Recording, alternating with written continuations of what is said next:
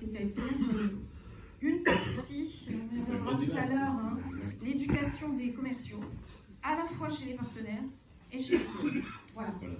Oui, on parlait beaucoup de social selling, maintenant le grand truc c'est le sales enablement, hein, donc on essaiera de définir ça également, définir l'intelligence artificielle, sales enablement, etc. Jean-Luc, toi tu travailles chez Axis Consultant, C'est ça, tu as une démarche différente des outils Martech. Oui, d'abord, je ne viens pas de ce monde-là au départ, ni même du monde du conseil. Hein. Toi tu es dans un laboratoire.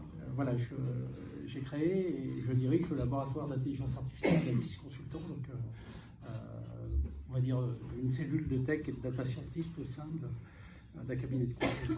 Voilà. D'accord. Et donc en termes de Martech, vous en êtes où actuellement? Vous avez des choses qui sont déployées chez IBM, mais là vous utilisez des outils. Alors, on utilise un mix. Donc, chez IBM, le Martech, c'est un mix d'outils développés en interne. Nous avons le portfolio qui nous permet de le faire et bien sûr d'autres standards du marché.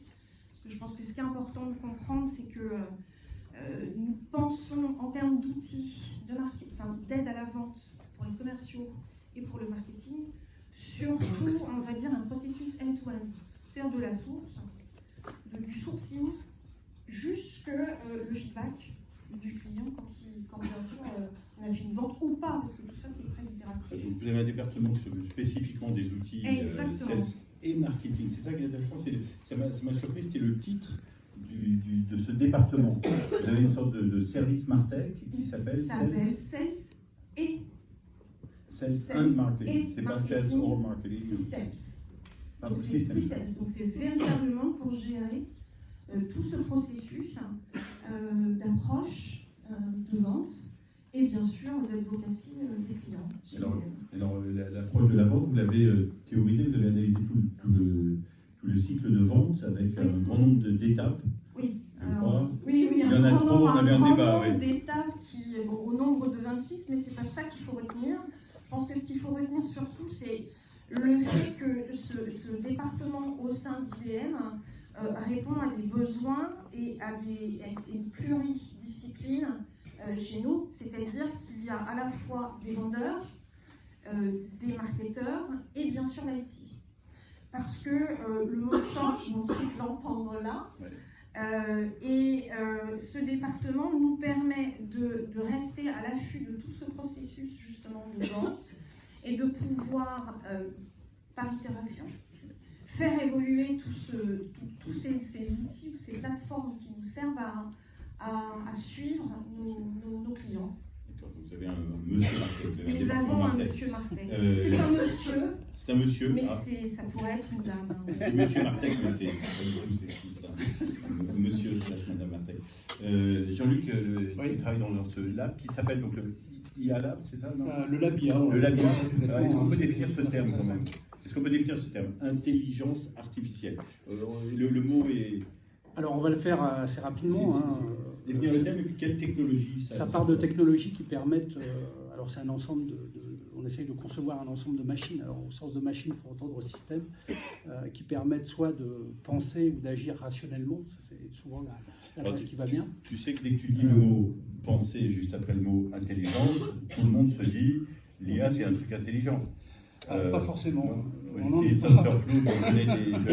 pointe mon chat et ça m'affiche qu'il y a un chien. On aime bien les chats. Et puis l'autre volet, c'est agir ou penser, je dirais, comme un humain. Et là, c'est beaucoup plus complexe parce qu'un humain, il n'agit pas ou il ne pense pas toujours rationnellement. Et ça veut dire qu'il faut arriver à capter d'autres choses qui font toute la richesse de l'être humain. Et c'est ça la vraie complexité. Ça, c'est le sommet de la pyramide, on va dire. Alors, si on reste juste purement marketing, application marketing, les technologies d'IA, tu peux nous lister différentes technologies parce que c'est un ensemble de technologies. Oui, il y a un spectre assez large. On a tendance à mettre tout dedans. Ça dépend aussi des différentes générations de technologies qu'on trouve dans l'IA. Ça va des systèmes experts jusqu'à aujourd'hui. On parle beaucoup de machine learning, d'apprentissage automatique, de deep learning, mais ça couvre aussi la reconnaissance faciale, tout ce qui touche au vocal, l'optimisation combinatoire. Il y a pas mal de choses qui relèvent de l'IA. Pour un marketeur, je veux décider, choisir le meilleur prix pour mes produits. Oui. Bien souvent, on fait de la prédiction. On a des modèles de prédiction, donc issus du machine learning. C'est bien souvent ça qu'on Donc, utilise. il s'agit d'analyser énormément de données pour arriver à définir quel est Exactement. le plus pertinent à le l'instant plus T. rentable au final. Voilà. D'accord. On Je fait du comprends mieux. scoring. Il y a des méthodes de scoring aussi qui nous permettent d'aboutir. Alors, tout dépend de l'angle qu'on peut avoir, mais voilà. Donc, reconnaissance du langage naturel, on peut lister ces 4-5 technos? Oui, en ce moment, nous, on travaille pas mal sur ces aspects-là, notamment la voix, puisque beaucoup d'interactions aujourd'hui se font en vocal. Alors, concrètement, j'appelle un centre d'appel. Vous appelez un centre d'appel, on travaille surtout sur cette thématique-là, on appelle un centre d'appel, et le but du jeu derrière, c'est que le téléopérateur puisse relativement rapidement capter un certain nombre d'éléments. Bien souvent, il a des scripts associés à différents mots-clés ou à différentes expressions clés, et en fonction de ce que vous dites à l'instant T, il a des scénarios, je dirais, qui s'affichent et qu'il essaye de dérouler.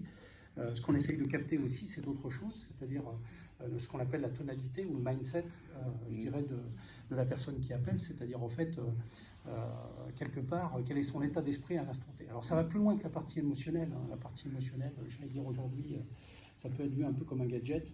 L'analyse de sentiment aussi. L'idée, c'est vraiment, ce qu'on essaye tous de viser, c'est cette approche au niveau du mindset, c'est-à-dire l'état d'esprit. Dans quel état d'esprit est mon interlocuteur? Et en fonction de cet état d'esprit-là, je vais avoir une attitude différente. Voilà. Au niveau de la voix, au niveau des mots que j'utilise, s'il a besoin d'être rassuré ou autre. Donc le téléopérateur va pouvoir agir en fonction de tout ça. Sandrine, donc, Oui. donc il y a le terme Sales Enablement. Oui. Le Sales Enablement, tu peux définir ce que c'est exactement? Alors, chez IBM, le Sales Enablement, c'est la mise en capacité de chaque commercial face à un territoire, un client, une industrie. Donc là aussi, on travaille un peu comme pour l'ARCOM dont je parlais tout à l'heure, au moins en binôme, c'est-à-dire que il y a le commercial, il y a la RH et il y a aussi le marketing.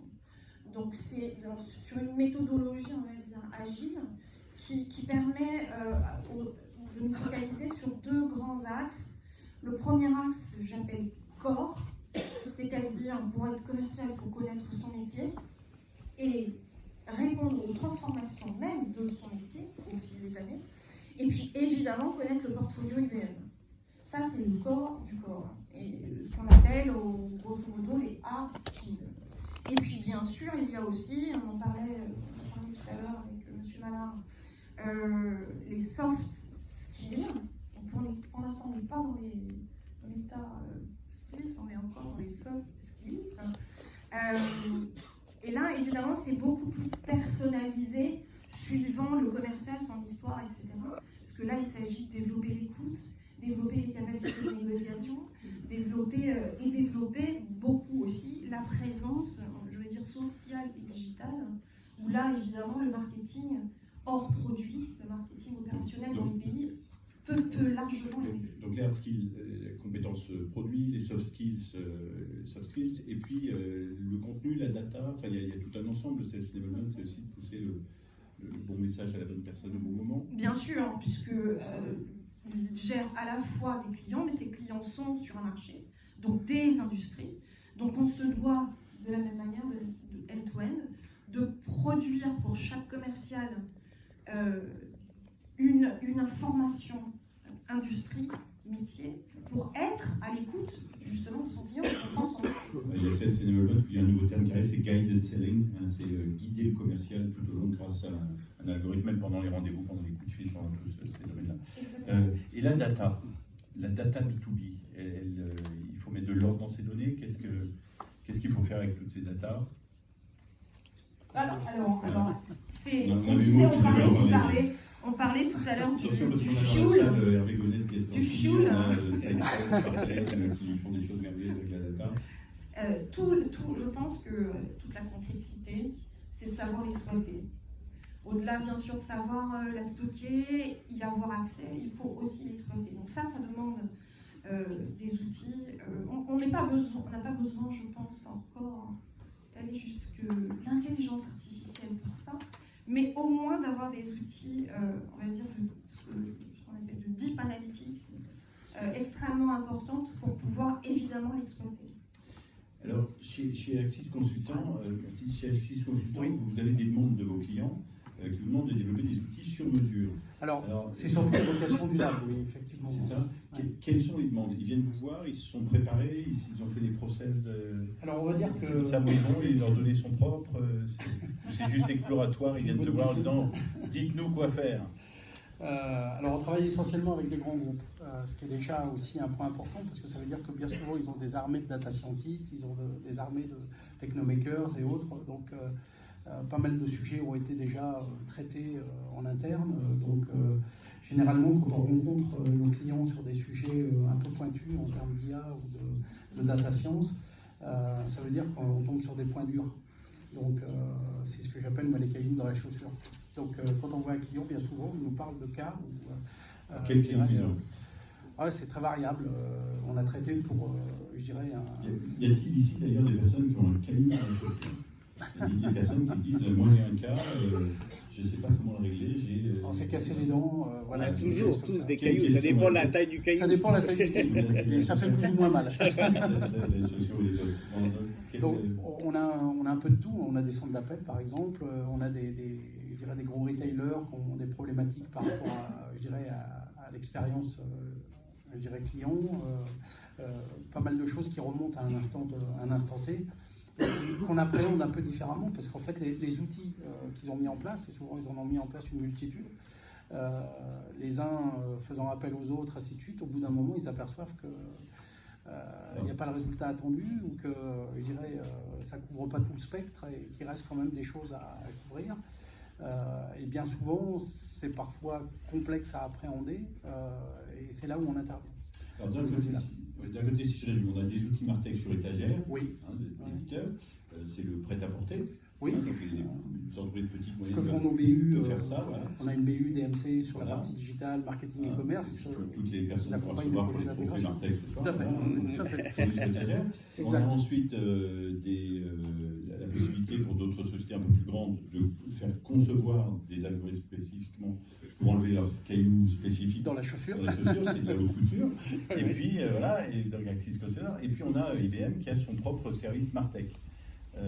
Oui, mais ça ne veut pas dire qu'il ne fait pas appel à des compétences externes non plus, d'où l'importance d'avoir ce service qui puisse faire le pont entre ce que notre portfolio peut nous apporter, et je le concède, c'est large, et puis tout ce qui pourrait nous manquer et que nous allons bien sûr chercher à l'extérieur, sachant que, bon, en ce qui concerne l'intelligence artificielle, on se source chez nous. Ouais, voilà.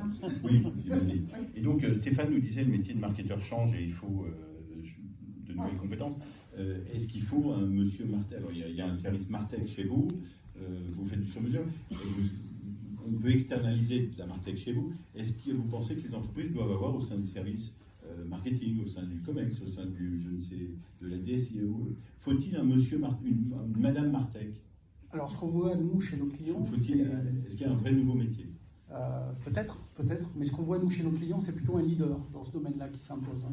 C'est moins quelqu'un qui a un rôle de manager ou qui est dans une hiérarchie, mais plutôt quelqu'un qui est, je dirais, reconnu, cautionné par ses pairs et qui a ce profil-là, cette sensibilité-là. Et voilà, c'est plutôt un rôle de leader. On voit souvent des C'est acteurs là où là-dessus. je vous rejoins, parce que quand je dis qu'il y a un service, je ne suis pas en train de parler de management. Je suis en train de parler de mettre en commun des équipes qui sont pluridisciplinaires. Bon, alors là, il se trouve qu'on est rattaché au marketing, mais les informaticiens en interne dépendent de l'informatique interne, les vendeurs dépendent bien sûr des BU de commerce, mais c'est mettre en commun, quand il s'agit effectivement de mettre en musique, il y a tout un système qui va gérer l'intégralité de ce processus, c'est d'avoir finalement un leader, effectivement. Alors donc il faut un leader, et ensuite il faut quel soft skill, quel hard skill faut-il pour déployer avec succès une solution. Quel est d'ailleurs le taux d'échec? C'est une question gênante ou pas? Il y a combien 95% des startups qui se créent se plantent. Combien de projets Martech se plantent quand on fait du sur-mesure? Alors nous, c'est un peu différent. Hein. Le lab, on part du principe que, comme tout laboratoire, on a des choses qui réussissent et d'autres qu'on met à la poubelle. Sachant que quand on met des choses à la poubelle, on en tire de l'expérience, donc c'est jamais tout perdu. Donc on accepte ce rôle-là. Aujourd'hui, on a mis très peu de choses à la poubelle, au jour d'aujourd'hui. Mais alors après, il faut voir au niveau des projets qui sont traités plutôt par les BU spécialisés, notamment dans le domaine du marketing. Il y a des projets qui effectivement vont dans le mur. Et on sent qu'ils vont dans le mur à un certain moment. Et en général, quand un projet Martech va dans le mur, ou quand il n'est pas adopté correctement, quelles sont les causes? Bien souvent, les causes, paradoxalement, c'est pas du tout les outils ni la techno, mais c'est bien souvent le métier. Et c'est, je dirais, un certain nombre de problématiques liées à un process particulier qui ont mal été appréhendées ou des choses de ce type-là. L'outil ne fait que renforcer, en fait. Et voilà, et il accentue même les problèmes qu'il peut y avoir. Donc, si avant vous n'êtes pas clair, quand vous outillez un process qui lui est boiteux, vous le rendez encore plus boiteux. Et alors, il faut un leader, mais un leader, c'est des compétences. Il faut former ces gens-là. Y a-t-il suffisamment de leaders dans les entreprises avec lesquelles vous travaillez? Est-ce qu'il y a suffisamment de personnes compétentes? Alors, techniquement, c'est une chose. Souvent, moi j'ai implémenté Salesforce dans un gros groupe américain il y a 20 ans, au tout début de Salesforce. J'avais le directeur commercial anglais qui était à ma droite, le directeur technique à gauche, et l'un demandait à l'autre. Le directeur commercial me dit: Jean-Philippe, pourquoi est-ce que le directeur technique me parle d'agriculture? Je dis: mais pourquoi il te parle d'agriculture? Ben oui, il me demande quel champ j'ai besoin de créer dans la base de données. Bon. Donc, est-ce qu'il y a toujours ce gap de vocabulaire? Est-ce qu'il manque des compétences? Est-ce qu'on trouve suffisamment les leaders qu'on veut?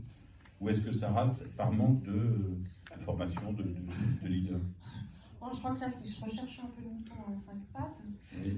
Mais quand on parle de leader, je pense qu'effectivement, c'est surtout une question de vocabulaire. Donc, il faut que ce soit quelqu'un qui soit capable, donc qui souvent l'a fait, un métier qui soit marketing, vente, parce qu'en fait on les lit en tout cas chez nous, très facilement, on passe de l'un à l'autre assez facilement, et qui soit capable de parler à l'informatique.